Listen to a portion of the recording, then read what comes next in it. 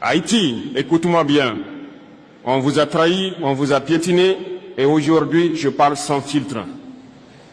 Peuple haïtien, aujourd'hui, je ne viens pas avec les mots polis que la diplomatie aime entendre.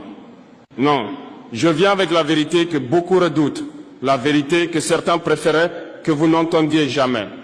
Parce que ce qui a été fait à Haïti n'est pas une erreur, ni un malentendu historique, ni une crise indépendante de toute influence extérieure. Ce qui a été fait à Haïti est un crime stratégique, soigneusement construit, minutieusement exécuté et continuellement justifié par des discours hypocrites. Haïti, vous n'avez pas été abandonné.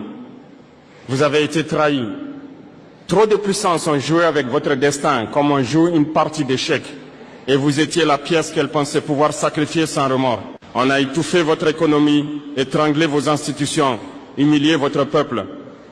Puis on a osé dire que Haïti n'arrive pas à se gérer. Mais qui a cassé vos ailes? Qui a posé les chaînes? Qui a tiré la corde? Haïti, on vous a imposé des sanctions déguisées en aide. On vous a imposé des tutelles déguisées en coopération.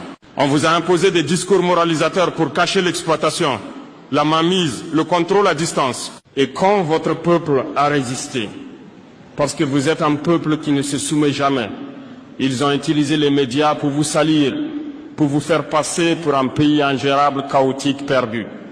Non, ce qui est perdu, ce n'est pas Haïti. Ce qui est perdu, c'est l'honneur de ceux qui ont trahi la première république noire du monde.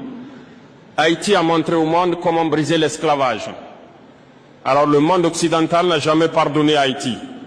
Jamais.